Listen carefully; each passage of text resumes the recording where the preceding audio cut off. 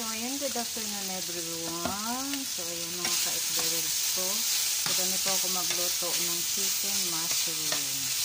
So, ayan, itong mushroom na to prenito ko rin muna.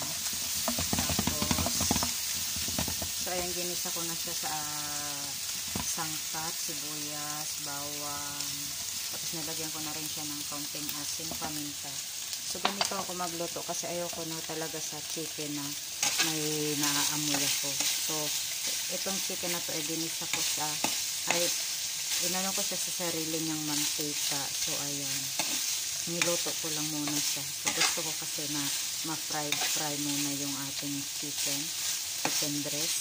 So, ayan na nga siya. Natuyo na siya. So, inano ko lang siya sa konting mantika lang naman. Saka ayan. So, diba, kusang lumalabas yung kanyang tubig. So, ayan, hinayaan ko lang siya na matuyo.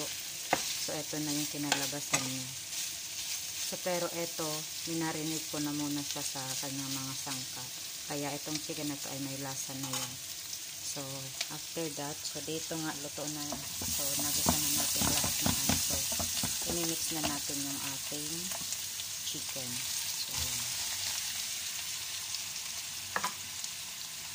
So, i-mix na natin yung ating chicken. Halo-haloin natin.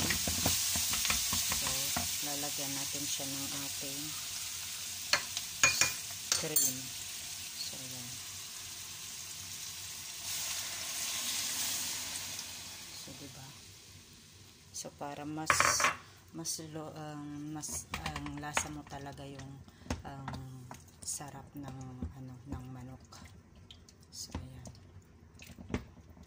So, hintayin na lang natin siyang kumulo mga darling. So, kung may kaunting hindi maganda yung templada, so titimplahan na lang natin siya ulit.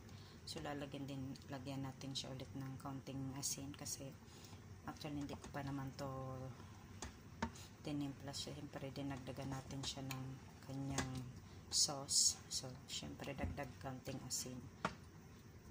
So, ayan mga darlings. So, ito lang po mga darlings ang video for today. And I hope you like my video. And don't forget to like, comment, and share my video. Thank you so much.